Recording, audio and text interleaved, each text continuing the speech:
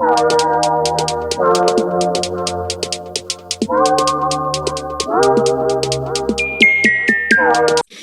everyone, and welcome back to Gridiron 2024. Ron Poniewasz and the Professor, Larry Kelly, are your Gridiron team. Larry Kelly is a member of the Luxembourg, Garbett, Kelly & George law firm, current assistant baseball coach at Penn State Shenango. He's going to be on the bench this year for the Newcastle varsity boys basketball team as a volunteer assistant and slash water boy. And he's a former ninth grade basketball coach at Newcastle. Got to get our Holy Redeemer love in there. Former coach for Holy Redeemer. Private school, Larry, private school. You missing anything? Former varsity baseball coach at Shenango. How about Whippeal champion? When you want to call me the water boy, in the next breath, you better say Whippeal championship coach at Shenango High School. And Pennsylvania State runner-up. That's what you better say. I mean, you want to call me a water boy, I'm okay with that. I know my place. But you better add the good stuff too, my brother. Yeah, an award-winning podcaster too, right here. An award, that might be the most impressive biographical item that I have. An award-winning journalist. I always wanted to be that.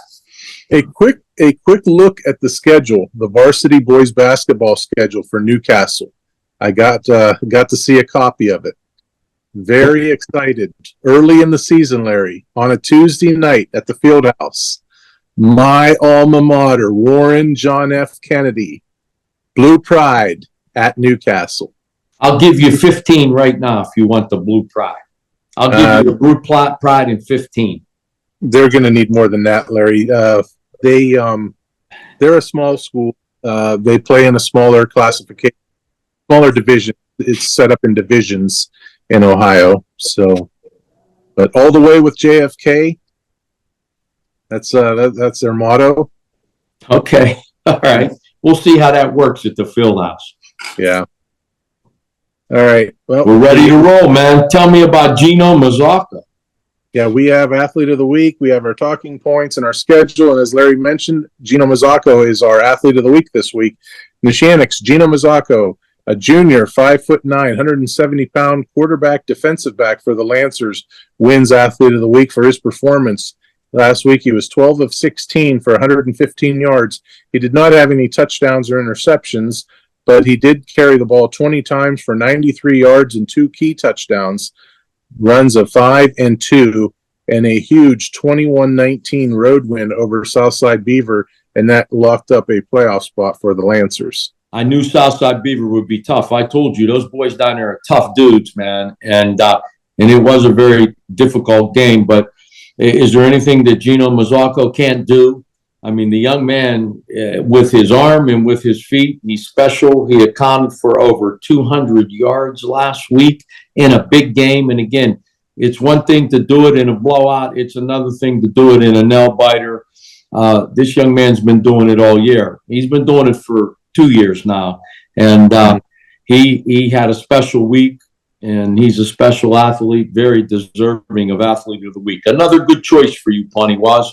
You don't always get it right, but for the third week in a row, you got it right. Fourth week in a row. Okay, you got it right. You got it right. If I get ridiculed for calling you water boy, you got to get the number. At least get the number. Let's be factual. It's important to be factual, right? That's right. The facts still matter. As a lawyer at LGKG, I always say I want to be a master of the facts because I want to know those facts better than anybody else because facts still matter, Ronnie. Yeah. And as I mentioned, a fact that Neshannock is going to the playoffs this year. They clinched that with that win over Southside Beaver. Jino Mozzocio has been very steady for the Lancers.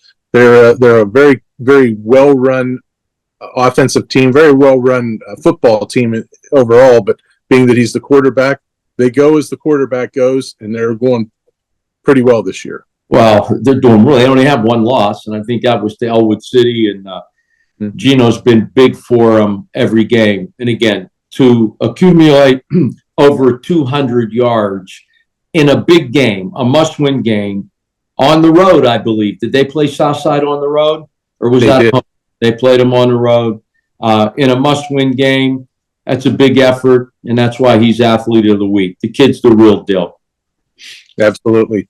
Neshannock now runs its record to 4-0 in conference. They are in the Big 7 conference, and that is 7-1 overall. Still good football to be played in that conference. Big games coming up. We'll talk about more of that in our Talking Points segment, and that is coming up next right here on Gridiron. There's one thing I learned growing up around here. People should look out for each other, be friends and neighbors that you can count on. So it bothers me when people who are hurt in automobile accidents get bullied by the insurance company. I don't let bullies run over my clients. I do what I was taught growing up. Step up, stand up, and speak up for those who can't. I'm Larry Kelly, and I'm a Newcastle guy.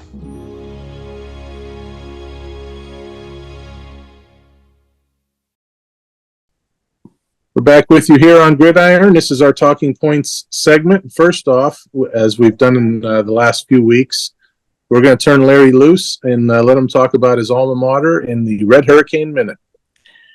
Another tough game for Newcastle this past weekend, but I think they were playing, I know they were playing without Kyrell Harris, their starting quarterback.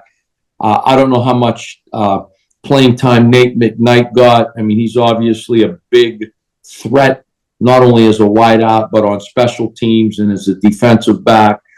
And as you pointed out before we went on the air, you know, they've been outscored 145-35 over the last 3 games. So that's a dose of reality for a program that's trying to find their way among the big boys. But the good news is, as we looked at it before we started here, if they take care of business against Ambridge and Blackhawk at home, they got a pretty good chance of making the playoffs. And coming from a 1-9 season the last 2 years, if they can finish 6-3, that's moving the ball in the right direction. And, you know, that's turning this program around. I give props to Coach Mozzocio and his staff. It's not easy to do, man. It's not easy to do, and football's a tough sport. They better be ready to play. They better have their helmets buckled up, because these next 2 games against teams at home, if they're healthy, if Kyrell's back, if Nate's back, if they're healthy, you know, they're probably the favorite and have a pretty good chance of winning those 2 games and finding their way in the playoffs. I'm pretty sure Kyrell Harris played week against West Allegheny. Judging by the if I remember correctly on the box score that we received from Huddle, I think he was the quarterback and threw all the passes that they threw. Okay, well, I mean that's imperative. He has to play. He's a big playmaker, and I don't know if Nate McKnight did. Kyrell, was he at full strength or was he hurt? I don't know, but it's important that he's healthy and he's 100%, because without him in the lineup, without your starting quarterback, and I don't care what team you are, you're just not going to be nearly as good. And so they need him. They need him to play, and they need him to play at 100%. I think Kayvon Gardner also played, but he was limited. I think he had just a couple of carries in the game. Yeah, I don't know why that would be. I mean, unless, again, was he healthy? I'm looking here at I don't see any box score from Newcastle in the Newcastle News. You said you got it from Huddle? Yeah, it did come through, and I was looking, because I have to update my team in county stats, and I'm almost positive I remember. Okay. Both of them. Well, it's important that he plays and that he's healthy, and if he does, and Nate plays and Kayvon's healthy, they can beat anybody. But they better shore it up defensively. You can't give up 145 points in 3 games. You just can't do that. And Coach Mozzocio knows. I'm not telling him anything he doesn't know. One area that they continue to excel at is the special teams department. They returned a kickoff last week for a touchdown. Chase Lemon, I think, was the young man that had the 88 yards. Chase Lemon, he's a dog. I had him. You know, this is the last group that actually played for me as junior high players, and I had Chase, and I had Kyrell, and I had Kayvon, I had Marcos Diaz. I had all these guys, and Chase is a dog. So even though the game was over, he certainly didn't give up, and he took it back 88 yards to the house. Larry, be objective on this one. Remove the fact that you're a Newcastle graduate and you're a coach, regardless of who you coach for. And you see on film week in and week out Newcastle returning punts and kickoffs, either for big yardage or all the way to the end zone. At this point of the season, we're going into week 9. Why would you even kick to them? I'm going to squib it. That's what I'm going to do. I'm not going to kick it to them, right? That's just probably not good coaching. At the same time, when you're winning a game 36-0, it really doesn't matter. So probably if they do make the playoffs, I highly doubt they're going to kick the ball to Nate McKnight, Kayvon Gardner, Chase Lemon. I don't see that happening. And you don't need to be a rocket scientist to figure out that isn't a good idea. Yeah, absolutely. Okay, let's shift our focus now to two teams that are definitely into the postseason field around Lawrence County, and that is Neshannock in Class 1A, representing the Big 7 Conference, and Ellwood City Lincoln in Class 2A, representing the Midwestern Athletic Conference. Both teams locked up playoff spots last week. The Lancers doing so in that narrow 2-point win on the road against Southside Beaver. Ellwood City doing it on the road against Riverside in a matchup that we touched on last week, saying, "Hey, it's a crosstown rivalry. You throw out the records." This was a really, really good game. I mean, they held Ellwood to 2 scores, and nobody's been able to do that this year. I'm familiar with Riverside. My kids went to high school there. Those boys are tough. And if you look at the statistical analysis at the game, not only was the score close, but the statistical analysis was really close too. And, Riverside got a running back that's pretty tough too. Elijah Palmer McCain wasn't the only stud in that game. And I don't want to say the young man's name because I don't know it, and I apologize, and I should know it. But, Riverside's good. And that was a tough game for Ellwood and a big win. It's always a rivalry game. Now, what do you do the rest of the year? You're still playing for seeding. It's not like you can't just rest your starters. You're still playing for seeding because, as I understand it, if you're one of the top seeds, you get a home game. You may even get a bye. It allows you to get healthy. It's always better to play at home than on the road. You're playing a team that you probably should beat in that first round. There's a lot of advantages to being a high seed as we move forward. So, you only hope that you stay healthy, but you got to play your guys, and you got to play them, throughout the remainder of the year. And as anybody who has watched us throughout the season will know, Larry, one of your favorite phrases is Elijah Palmer McCain is the real deal. He's the real deal. So that being said, Ellwood City scored two touchdowns in that game. Daylon Curry, I believe, had one, and Christopher Smiley had the other. Elijah Palmer McCain has 15 total touchdowns on the season. When you're a coach going up against Ellwood City, somewhere along the lines, that has to be one of your keys to victory. Stopping Elijah Palmer McCain, do not let him in the end zone.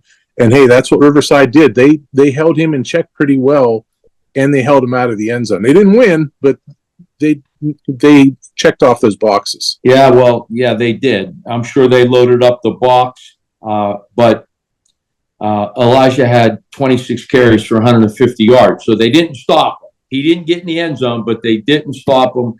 This young man's on his way to 2,000 yards, I think, maybe this year, Ronnie. He's a special running back, and Riverside held the team down, but they didn't necessarily hold him down. They're going to have to go a little ways in the playoffs. After Friday's game, he has exactly 1,000 yards on the season, and Riverside. Well, I'm sorry. I said this year in a career. I think he's on his way to 2,000 yards if he hasn't reached it in his career already. Yes. Yeah, and Riverside did a great job of ball control. So teams are putting probably putting some things on film, to how to, get around this Ellwood City team. So they're gonna take some shots here, some best shots from opponents. They have Union this week. We'll talk about that game on our schedule portion, and then Beaver Falls the following week, which is winless, and then Ellwood City goes on into the playoffs. So it's going to be an interesting stretch for Ellwood, and then Neshannock. Hey, let's talk about Neshannock. Going back to the playoffs last year, they lost in the first round to a Beaver Falls team, which was very good last year. They lost a lot. A team that ended up winning the Whitfield Championship, Beaver Falls. So it wasn't like that was an upset. Right. Yeah, and 14-13 was that final. So yes, that was anybody's ball game all the way up until the end. Beaver Falls scored late in that game, and Michael Bonjavingo is doing a great job in his first year as a head coach of the Lancers. Yes, he is. Well, the young man has pedigree. He was a great player, and he's been around great coaches for a long time. So he certainly is having a great year. Yeah, watching and studying film is how he grew up. Watching it as a player at Newcastle, and even before that, just he had a love for football, and that love continues, and it shows. Yes, I mean, absolutely. He was a good choice to be the head coach out there at Neshannock, and he just picked up where Coach Fred Mozzocio had left the program. Coach Mozzocio, he turned that program around too, and he's on his way to turning Newcastle, the Red Hurricane, around also. Yeah, he sure is. Okay, we have as I mentioned here, a hodgepodge of items that we're going to talk about. Larry, first off, Laurel. 4 wins in a row. Yep. In conference play, they put themselves right in the thick of the playoffs. 2 games left. They have Southside this week. We'll talk about that one more in the schedule portion, and then the Neshannock business really picks up for the Spartans here. Well, they had a tough game against Shenango. I'm just reading, the game story. I told you last week. I learned when I was coaching in Shenango, there's a rivalry between Shenango and Laurel. And it's been hotly and heated for many, many years, and it was a back and forth in the game story. And if you look at the statistical analysis, that it was a dead even statistical game. But I think there was a couple turnovers in the game that maybe changed it up, and Laurel's on a roll. Ronnie, you called it. It's a good team. This is a very good team. Yeah. Larry, I have a question. It doesn't involve a county team, but we'll justify it because they're in a conference that has county teams in it. Western Beaver, their quarterback is from Lincoln Park. He plays at Western Beaver, but he attends Lincoln Park, and I think they have a couple other players from Lincoln Park. Why does a school like Western Beaver take so much criticism from fans? How many more kids you need from Lincoln Park and things like that? Lincoln Park doesn't have football. It's kind of like Wilmington's girls soccer team. Neshannock doesn't have a girls team, so Wilmington has Neshannock girls on there because they don't have a program. Yeah, that criticism is unfair because Lincoln Park doesn't have a football team. When your school doesn't have a varsity sport, you can play at another school, but it must be a school that is contiguous in boundary to you. The kids from Lincoln Park can't come play at Newcastle, but they can play at Western Beaver because Western Beaver is right next door. It's right down the road from Midland. And, it's only fair to the kids. And it's not like this is a recruiting situation because it isn't. They only can play at schools that have contiguous boundaries. Western Beaver's at school, and hence the young men from Lincoln Park, they can play football at Western Beaver as they should. Absolutely. And lastly, we talked about this a few weeks ago. I don't know if you heard about it yet, but last week, Kennedy Catholic's football team, they played Reynolds. How many kids did Kennedy Catholic start the game with? Wow. They only had like 14 kids on the roster. So you tell me. 11. Okay. Wow. Were they able to finish? Well, they played the game to completion, but here's another interesting factoid from the game. In the first quarter, a Kennedy Catholic player got ejected. So now 11 players goes down to 10 players. They played the game with 10 players? They played the game with 10 players. I didn't know you can do that. I'm sure I'm pretty familiar with the WPIAL bylaws, but of course, that isn't WPIAL. That's District 10. In baseball, for example, you have to start with 9, but if you get somebody to start, you can finish with 8. Maybe it's the same in football, but that's bad. That's just not good. What was the final score? The final score was Reynolds 43, and I believe Kennedy Catholic actually got a touchdown. They finished with 8. Yeah. I'm not so sure that's a good look. I think what they did, and I'd have to look more into this and read comments and this and that, but I think what Reynolds did was they elected to play with 10, so like 10 on 10 rather than 11 on 10. Okay. I'm not 100% sure on that. I think that's what I read. So that's number 1. Number 2, how many plays did Reynolds run from scrimmage? How many scrimmage plays did they have in that game? They scored 43 points. But they probably scored every time they had the ball. They only executed 14 plays from scrimmage. There you go. Yeah, so they're scoring almost every play, right? They had I'm sure they had 6 touchdowns, and they ran 14 plays. So every other play they're scoring a touchdown. It's just not a good look. It isn't. Unfortunately. My comment is, football's not a one-size-fits-all ordeal, huh? Okay, 11 players. That's bad. I mean, you can't practice. I mean, you can't assimilate anything in practice. I mean, everything you're running is skeleton. How do you prepare? There's no scout team. How do you prepare for the team that you're about to play? That's a far cry from the Kennedy Catholic basketball teams, who had young men playing for them from 3 different countries. So, yeah. Yeah, and I feel bad for also the other team, because they're doing what they have to do in practice to get ready to play a game, and here's Kennedy Catholic just barely doing what they can. So you have to tell them probably by Monday, hey, which it's just not a good look. Yeah. You feel bad for Kennedy Catholic because they rebooted the program for a reason. There was interest in this and that. Yeah. I got to think at some point those kids are going to land somewhere else for a co-op. Yeah, probably. I became an attorney because I believe in hard work, fairness, and human decency. In a word, justice. Our workers' compensation clients deserve justice because in an instant, their hard work turns into hard times when they get hurt on the job. No doubt, life is tough, but so am I. I've been fighting all my life, and I'll keep fighting for you. I'm Joe George, and here in Lawrence County, it's personal.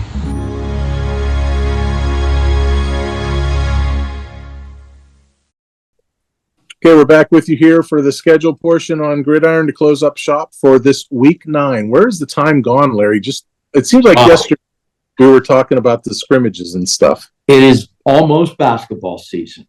Almost. The regular, it used to be, I think it was the first Friday, second Friday in November you can start. Well, I think now it's the first Friday in November, and that first Friday, man, it might be November 1st. So we're right around the corner to being able to get basketball started.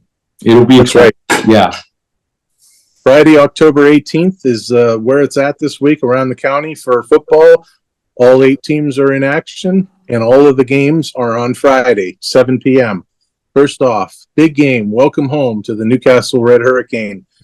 Ambridge 0-3, 3-4 overall, pays a visit to the Red Hurricane at Taggart Stadium. Newcastle 0-3, 4-3. Parkway Conference action, Larry, and hey, they're licking their wounds a little bit possibly from that 3-game losing streak. However, they might still be in the playoff picture, but they got to win out. Well, yeah, they got to win out. And look, it's one thing to get beat, but it's another thing to get beat and get incrementally better while you're doing it. It isn't just wins and losses. I've told many of a team that I have coached, you don't win or lose. You win or learn. Only if you don't learn do you actually lose. So let's hope Newcastle learned a little bit about themselves and will come ready to play against Ambridge. They can beat Ambridge. They can beat Blackhawk, finish 6-3, and whether they get in the playoffs or not, that's a far cry from 1-9, baby. So we're moving in the right direction. Yeah, Newcastle football certainly battling and fighting hard every week. Union 2-3 in Midwestern Athletic Conference action, 2-5 overall at Ellwood City, which is 5-0, 7-0. Union is on a 2-game winning streak. Ellwood City is 7-0 again for the first time since 1944. Yeah, look, Union, because they're well coached, and we talked about this. They started the season and it was rough, but obviously they were getting incrementally better, and they won the last 2 games. They're not going to beat Ellwood City at Ellwood, but the team's getting better, and it wouldn't surprise me if they played well down at Ellwood City. Can Union keep this within 13? Can they stop Elijah Palmer McCain? If Elijah runs for 220 yards and scores 4 touchdowns, the answer is no. They got to find a way to bottle him up because the kid's the real deal, Ronnie. He certainly is. Yeah, Union's got some talent also. Lucas Stanley, Maddox Thompson. They have some really good kids on that team, athletic and talented. So we'll see, but they've got a big task on Friday. And they're getting better. They're obviously getting better because they started the season and it was rough, and they won the last 2. There's been a Stanley at Newcastle. There's been a Stanley at Union since I've been a kid, and that was like 50 years ago. So, yeah, that name is magic in Union. Larry, you are going to wear the hat of Dan Bradley here for the next minute or two, however long you need this. What are you telling the kids to keep them, as you would call it, laser focused, knowing that, well, you're in the playoffs? Kids might say, ooh, we can relax now. They lean back. No. What do you tell the kids? Well, listen, I'm not so sure I need to tell Coach Bradley anything. This guy wins. Mm-hmm. He won at his previous stop. He's won at Ellwood. Nobody thought that Ellwood City, since 1944, 7-0, he wins as the basketball coach. This guy can coach. And, look, it's about execution. It's about coming ready to play. It's about getting a really good warm-up. At Newcastle, there was a lot of times we were really big favorites, but we would say the same things over and over. It's about execution. At the end of the warm-up, you better be sweating and ready to play. From the opening tip, you better be ready to go. And, again, we would press them from the opening tip, which got our team moving and ready to go. If I'm Dan Bradley, I might send my defense out there first and, dial up some blitzes and let the kids get really aggressive and see where it goes. But that man needs no advice from me. He's very successful. Yeah. Mohawk 3-2 in the Midwestern Athletic Conference, 4-3 overall at Freedom, which is 1-4, 2-4. Mohawk went on the road on Saturday afternoon and lost to a very good Western Beaver team, 47-20. Larry, what does that do to a program when you're playing well and you go down there on a Saturday afternoon and you get it handed to you, and now you basically lose a day of prep, and now you got to turn around and hit the road for we knew that was going to be a tough game. Western Beaver's good. They have a very good quarterback, but Mohawk is good. It's hard playing on a Saturday when you're used to playing Friday night. There's a difference. There's a difference in your internal clock, in the way you get ready, and the way you prepare. And they got to go on the road to Freedom, but they're better than Freedom. Mohawk has a lot of talent on that team. I expect they take care of Freedom on Friday night. Laurel 4-0 in the Big 7, 4-4 overall at Southside Beaver, arguably the game of the week, one of the candidates for game of the week at Southside, which is 3-1 in conference, 5-2 overall. This is Big 7 conference. Huge game for both teams. It's going to be a tough one for Laurel. They're on a 4-game winning streak. They're playing really well. They came off a very tough game with Neshannock. That game was tied in the third quarter. It was tied at halftime. These boys from Southside are tough. Laurel better have their big boy pants on. Laurel, if they win, they're probably in, okay? And this might be a playoff game for both teams, because if Southside wins, then they got the head-to-head over Laurel. And as a coach, I never want to depend on wild card picks to find myself in a playoff spot, especially because Laurel's record is not going to look real good, even though they lost 2 one-score games. If they lose, they're probably under 500. What's your overall record right now? Laurel's 4-4, and their non-league losses are 9-7 to Riverside. One off the top of my head, 42-37 to Mohawk, 14-7 to Ellwood, and I can't remember who else they lost to. Yeah, but but a loss here will leave them under 500. That's not a good look. I don't know who they finish up with. So big game for both teams. If they lose out, but they lose by scores like the Neshannock game last week against Southside, like a 21-19, 24-20. What does that do for a committee when they look at it? Well, under 500 record never does anything for you. It's a coin flip, and you don't want to be there. Who's Laurel finish up with after Southside? Neshannock, right. So this is a playoff game for Laurel. They got to win. Okay, next up we have a non-conference game. Shenango 1-5 heads on the road for a long trip to Fort Cherry, which I'm pretty sure is almost to West Virginia, Larry. That's a long bus ride, and Fort Cherry historically is pretty good, Ronnie. And again, Shenango played a tough game Friday. Again, that game was tied in the third quarter. It was tied at halftime. It's going to be a tough sled for them. They're going to be on the bus a long time, and they got to go down there and win against a good team. Yeah, I'm not going to tell you anything you don't already know, but the Shenango kids, they're tough. They're hard-nosed kids. They'll be ready to play this game. Fort Cherry's 8-0. Yeah, I saw, Sammy Patton, Mike Eggato, those guys played for me. They are tough kids. They'll be ready to go, but it's a long bus ride against a good team. It's hard to do. Yeah. Okay, going back to the Big 7 Conference, we have Summit Academy, which is 0-4 in league, 1-6 overall at Neshannock, 4-0, 7-1. Again, this is a game that we expect Neshannock to win. We expect them to win. It'll be a mercy rule by the second quarter. So it's just how bad does Neshannock want to win, and how soon will they pull out their regulars just to make sure nobody gets hurt. I wrote this in my preview, so I'm going off the top of my head. The last time Neshannock beat Summit Academy, pick a year. Wow, I have no clue. 2005. Well, it's probably because they haven't played. Have they? Summit Academy, I think, has won at least the last 2, maybe the last 3 against Neshannock, something like that. I'd be surprised they win this one, brother. What's Summit's record? Yeah. What's their record? Their record is 0-4 in league, 1-6 overall. Yeah. I don't think so. Not this time. There have been times that Summit's been pretty good, but because of the type of school it's in, your starting quarterback may be there for the first 5 games, and then he's no longer there. He's at another school. So, Neshannock will take care of business on Friday. Our other candidate for a game of the week is Sharpsville, 3-1 in District 10, Region 1A. Region 1, 1A or 2A, since they house both 1A and 2A in that region. 6-2 overall at Wilmington, also 3-1 in region, 5-2 overall. Big game for the Hounds. Oh, huge game. Yeah, this is a big game. This is a playoff game for them too. Sharpsville always plays Wilmington tough, but the Greyhounds are tough at home.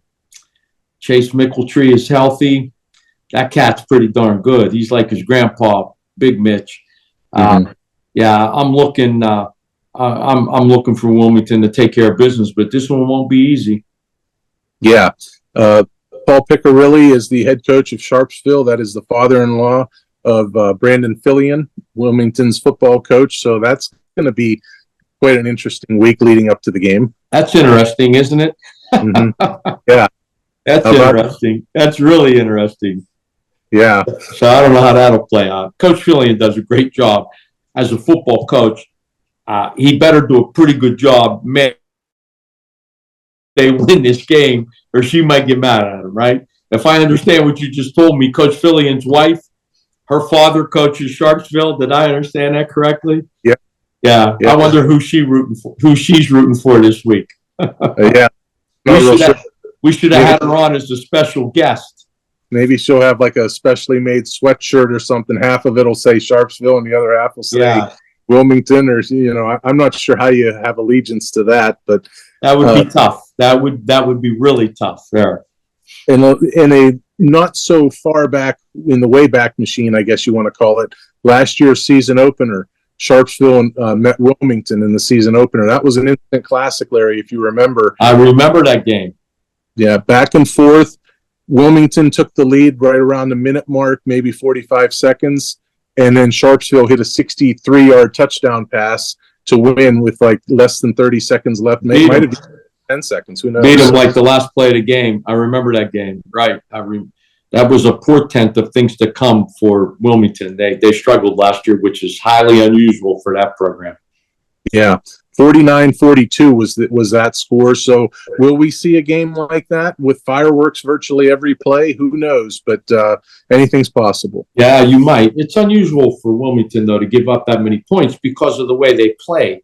Their drives. I mean, they could go 15 play drives with 14 of those plays being running plays. So, the clock's running. So it's unusual for them to give up that. In the 40s. It doesn't happen often. That's the Hounds hammer defense, Larry. Yes, right. They better be ready to hammer on Friday.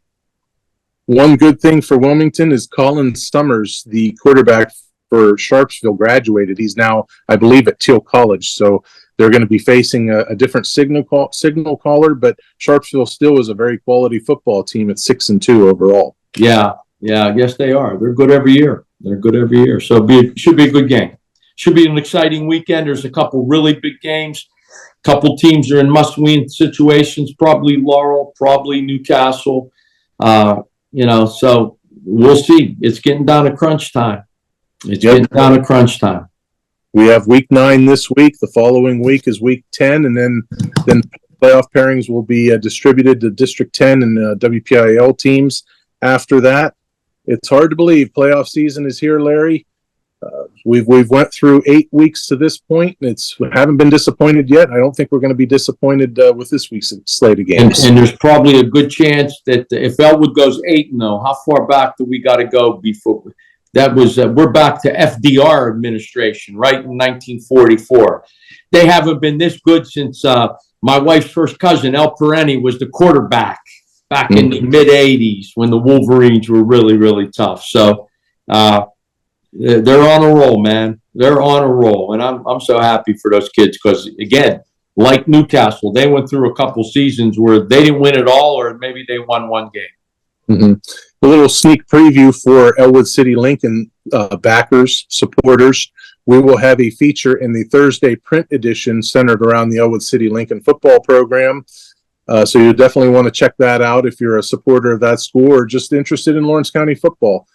Be sure to check that out. And I believe, I got a couple of years submitted to me tonight with scores and schedule for Ellwood City. That 1944 team, I'd have to look at it again. They might have been 10-0 that year. So that'll answer the trivia question. Last time 9-0, last time 10-0.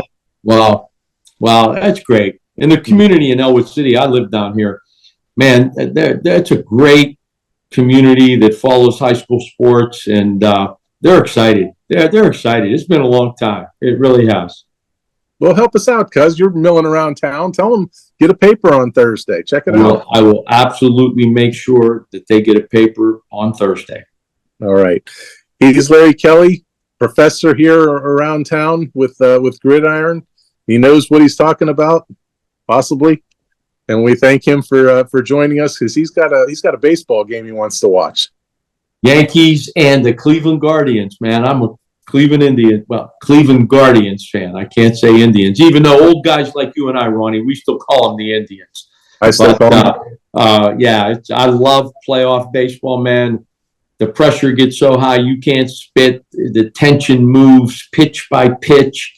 It's really something, and if you're a baseball aficionado like I am, it's the best time of the year. All right. He's Larry Kelly. I'm Ron Poniewasz. We are your award-winning Gridiron team.